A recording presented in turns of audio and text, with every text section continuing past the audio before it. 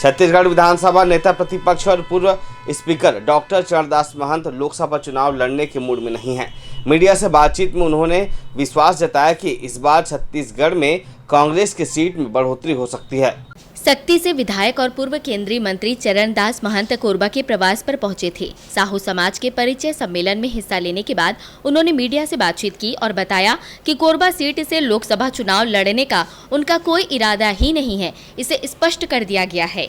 कांग्रेस से उनकी पत्नी और जय सिंह अग्रवाल के नाम की चर्चा है। अब देखिए, कुछ लोग कह रहे हैं जय सिंह आ जाए, कुछ लोग कह रहे हैं महंत आ जाए, कुछ लोग कह रहे हैं ज्योत्सना जी आ जाए। ये ऊपर वाले ही डिसीजन करेंगे कौन आएगा। आपकी इच्छा क्या रहेगी? मैं तो नहीं लड़ने वाला। उन्होंने बताया कि कांग्रेस और भाजपा दोनों ही चेहरे घोषित होने की प्रतीक्षा है। जहां तक कांग्रेस का सवाल है, हाईकमान का निर्णय अंतिम होगा और इस आधार पर प्रत्याशी चुनाव में जुटेंगे। भाजपा वाले भी इंतजार कर रहे हैं कौन कैंडिडेट है, कांग्रेस वाले भी इंतजार कर रहे हैं कौन कैंडिडेट है। जब कैंडिडेट का निर्णय हो जाएगा उसके बाद चुनाव अभियान शुरू हो। यही तो बोल रहा हूँ कि अभी तो कैंडिडेट खोज रहे हैं कौन कौन कैंडिडेट है। देखिए, पार्टी हाईकमान हमारे लिए सर्वोच्च है, उनका जो आदेश होगा उसका पालन होता है। छत्तीसगढ़ में कांग्रेस की सीटों में बढ़ोतरी का भरोसा जताने के साथ डॉक्टर महंत ने इस बात पर चिंता जताई कि भाजपा सरकार बनने पर नक्सली घटनाओं में बढ़ोतरी हुई है। नक्सलियों पर किसी प्रकार का नियंत्रण नहीं रह गया है।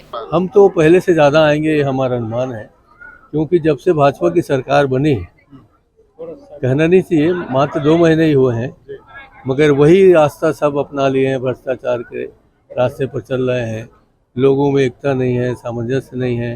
ये दुखद बात है कि भाजपा के नेता की हत्या हो गई, मगर इस बात को स्वीकार करना पड़ेगा कि जब से भाजपा की सरकार बनी है, लगातार बस्तर क्षेत्र में हर जगह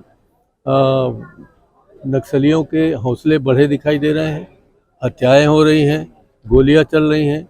और मुझे तो ये बताया गया कि बीजापुर में और सुकमा में जो नौजवान हैं उनको इतना प्रताड़ित किया जा रहा है कि वो भाग के आंध्र प्रदेश की ओर भाग रहे हैं।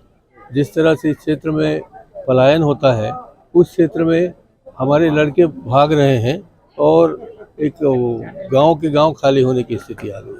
पिछले लोकसभा चुनाव में छत्तीसगढ़ में कोरबा और बस्तर से ही कांग्रेस को जीत मिली थी। बाकी 9 सीट पर भाजपा को विजय हासिल हुई थी।